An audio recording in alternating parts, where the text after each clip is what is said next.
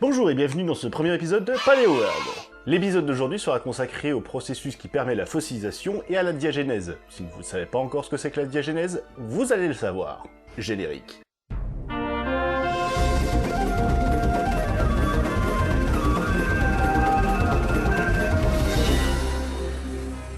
Vous vous êtes certainement déjà demandé pourquoi tous les organismes ne se fossilisaient pas, et comment les organismes se fossilisaient. Bah, pas vraiment. Concernant la fossilisation, tous les organismes, effectivement, ne se fossilisent pas. Il faudra que l'organisme se trouve dans un milieu aqueux, donc une mer, une rivière ou un lac, afin de permettre aux éléments chimiques, les ions et les molécules, de remplacer petit à petit le vide laissé par la décomposition. Les parties molles de l'organisme, comme la peau et les organes, se décomposent trop rapidement pour être remplacées par des éléments minéraux.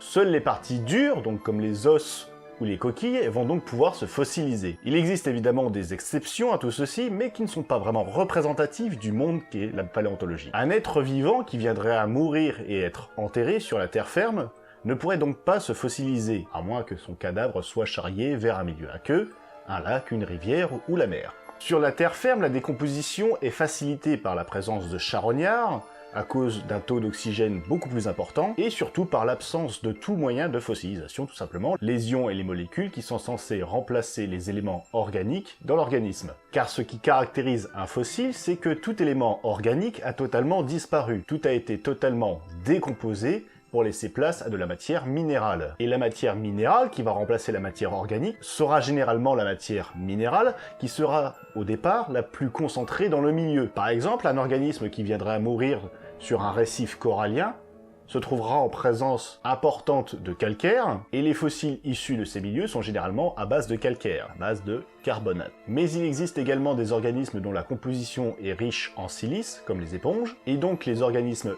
morts issus de ces milieux vont se fossiliser en silice, à base donc de silicates. Les silicates et les carbonates sont donc les éléments chimiques les plus courants parmi les fossiles, même si l'association peut se faire avec d'autres éléments minéraux, et former d'autres espèces de minéraux, et même dans des cas exceptionnels, des pierres précieuses. Mais quand on retrouve un fossile, il est généralement pris dans une roche. La roche est au départ un sédiment qui va subir un processus qu'on appelle la diagénèse, et qui permet donc au sédiment de se transformer en une roche de type sédimentaire. Car il existe plusieurs types de roches, mais on y reviendra un peu plus tard. Cette transformation va se faire à partir d'éléments chimiques ioniques qui vont servir de liant entre les sédiments. Ce sont ces mêmes liants qui vont servir à la diagénèse, qui vont également servir à la fossilisation. Les roches sédimentaires, qui contiennent des fossiles, sont couramment des roches dites détritiques, car les sédiments qui la composent sont issus de la dégradation et de l'érosion d'autres roches. C'est le cas par exemple des grès, de l'argile ou même du sable.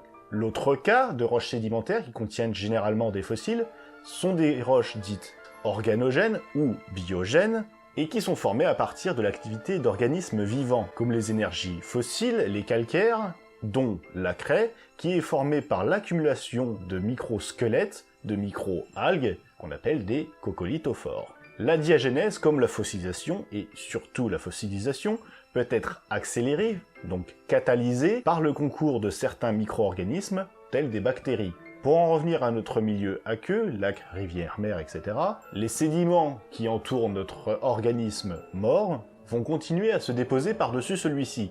La vitesse à laquelle les sédiments se déposent, le taux de sédimentation, est également un facteur très important dans le processus de fossilisation. L'accumulation de strates et de couches va exercer une pression sur la couche où se trouve l'organisme, qui va totalement se déshydrater, concentrant ainsi les éléments chimiques, ions et molécules présents autour de l'organisme, et dans les sables, qui vont donc se cristalliser, créant des liants permettant la diagénèse, mais aussi la fossilisation. Ces deux processus vont donc se dérouler en profondeur, et c'est l'érosion ou le mouvement des plaques tectoniques qui va permettre la remontée des roches et des fossiles. C'est tout pour ce premier épisode de Paleo World, j'espère qu'il n'a pas été trop compliqué, parce que c'est un exercice de vulgarisation, donc il est censé être accessible à tout le monde. Je vous invite à poster votre avis dans les commentaires, à laisser un pouce bleu si ça vous a plu, et surtout à partager pour que je puisse me faire connaître. Et accessoirement voler l'argent des abonnés. Allez, ciao.